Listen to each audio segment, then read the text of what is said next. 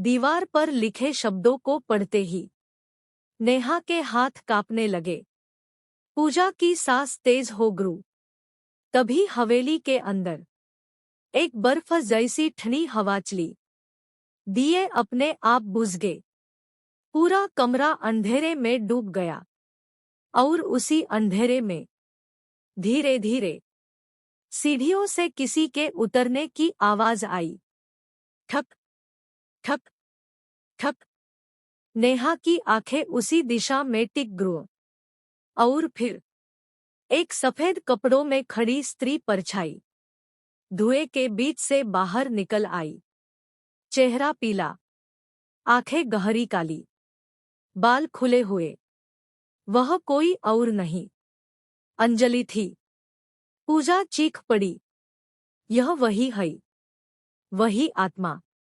अंजलि की आवाज गूंजी, तुम लोग भी मुझे देखने आए हो? अंजलि ने नेहा की ओर देखते हुए कहा, इस हवेली में कभी मैं भी खुश रहा करती थी, पर एक रात मेरे अपनों ने ही मुझे इसी हवेली में बंद कर दिया। मैं मर्द के लिए चिल्लाती रही, रोती रही, पर कोई मुझे बचाने नहीं आया। और उसी रात मेरी आत्मा इस हवेली में कैद हो गई।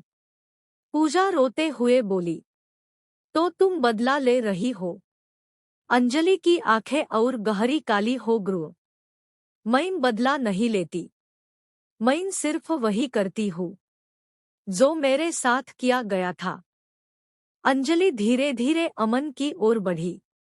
अमन डरते हुए भी सामने खड़ा रहा।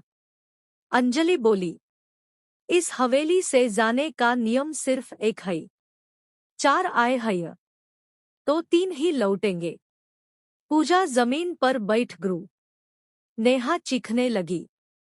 अमन ने आगे बढ़कर कहा, अगर किसी को यहाँ रुकना है तो मुझे रहने दो, इन्हें छोड़ दो। पूरा कमरा अचानक शांत हो गया। अंजलि अमन की आंखों में देखने लगी। कुछ पल बाद वह बोली, ठीक है। तेज हवा चली। नेहा और पूजा बेहोश होकर जमीन पर गिर गए। सुबह की पहली किरण के साथ नेहा की आंख खुली।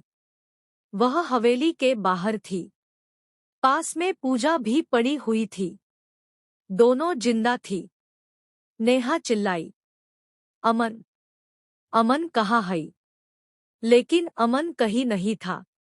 दोनों कांपते हुए हवेली से दूर भागी। लेकिन जब वह आखिरी बार पीछे मुड़ी, हवेली की बालकनी में अमन खड़ा था। उसकी आंखें अब भी खुली थी, लेकिन उनमें इंसानियत नहीं थी, बल्कि अंजलि की वही काली चमक थी। दोस्तों, कहते हैं उस दिन के बाद काली हवेली में अब 2 आत्माएं रहती हैं, एक अंजलि और दूसरी अमन। और अगर कभी आप उस रास्ते से गुजरो तो हवेली की ओर देखकर रात के 12 बजे यह मत कहना, यह सब झूठ है, क्योंकि हो सकता है अगली आवाज आपका नाम पुकार रही हो। अगर आपको यह कहानी डरावनी लगी हो तो वीडियो को लाइक करना मत भूलना और ऐसी ही डरावनी कहानियों के लिए चैनल को सब्सक्राइब जरूर करना।